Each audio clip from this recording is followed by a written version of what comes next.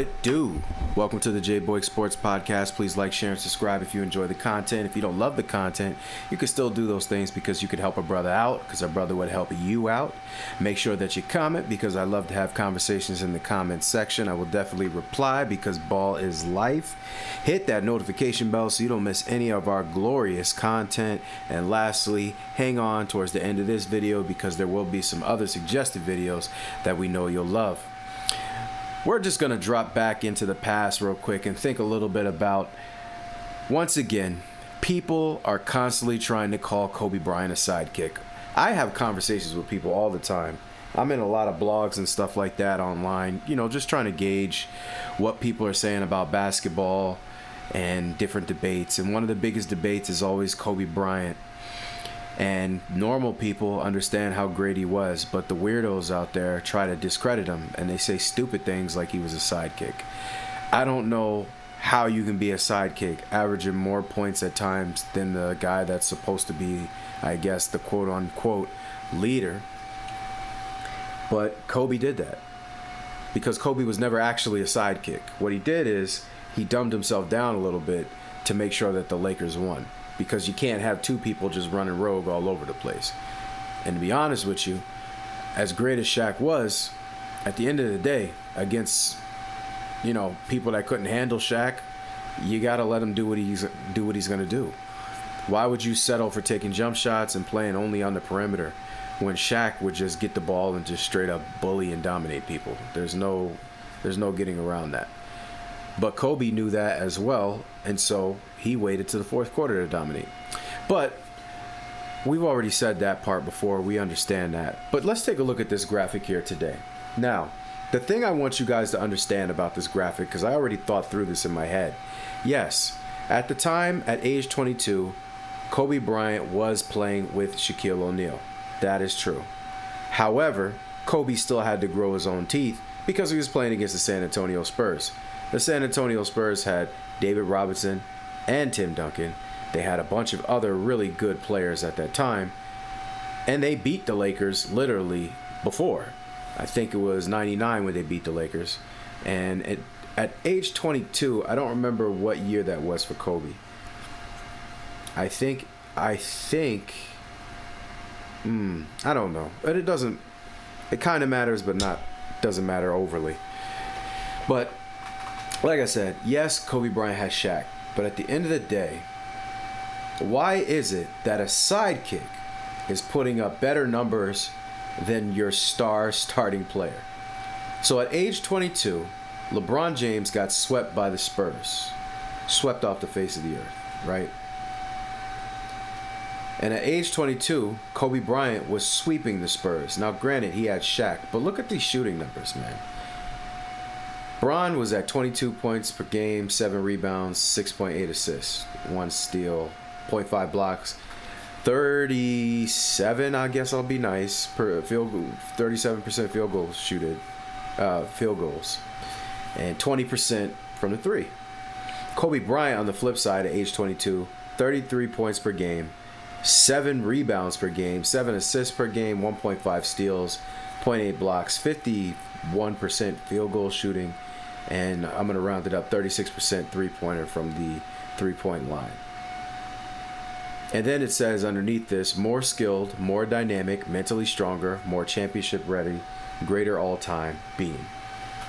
And again, you could use the argument, he had Shaq on his team. That's fine. That's fine. But Shaq's not a point guard. He's not the one setting you up for all your points. He did crowd the paint. But at the end of the day, these numbers Kobe Bryant was putting up at age 22 against that same Spurs team. It wasn't the same Spurs team, excuse me. It actually might have been a worse Spurs team that LeBron had to play against. They didn't have David Robinson. So, I don't think they had David Robinson at that time. I don't know. I'd have to look into it. But again, the main point here is that the Spurs were a championship team. And that year against LeBron, they won the championship. Kobe, at age 22, playing that same team. And if you watch LeBron play against that Spurs team, they basically just let him shoot a lot of jumpers. And he missed them. And the funny thing is I was watching the tape, you could see that those shots that they're giving him are the same shots that Kobe Bryant was making at age 22.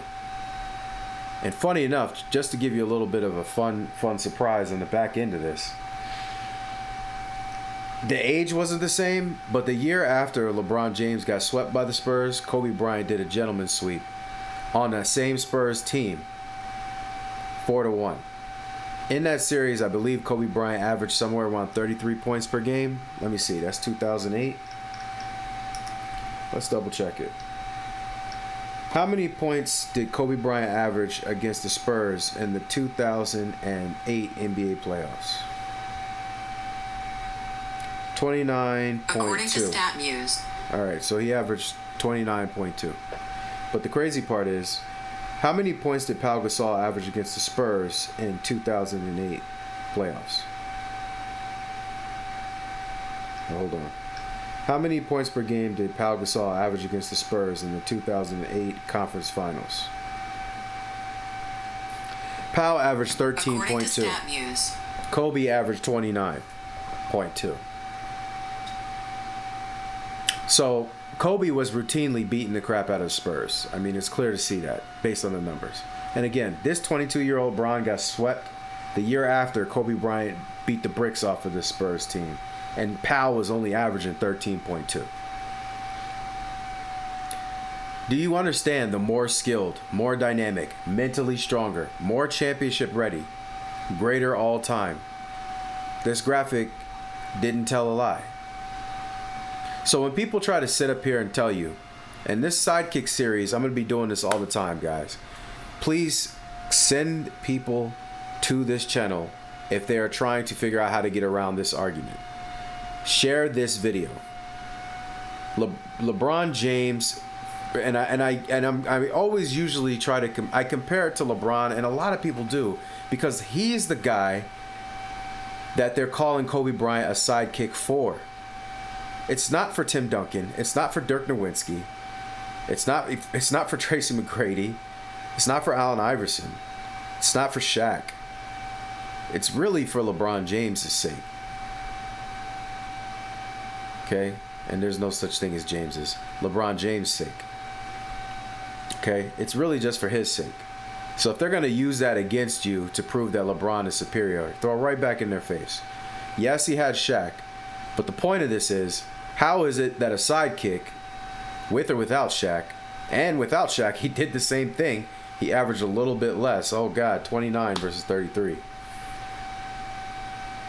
How is it that a sidekick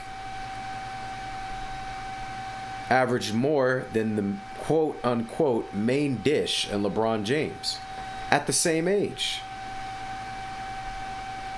Because if the difference is because of Shaq, then Shaq must be the GOAT. Throw Michael Jordan and Kareem Abdul-Jabbar out the window. It's Shaq.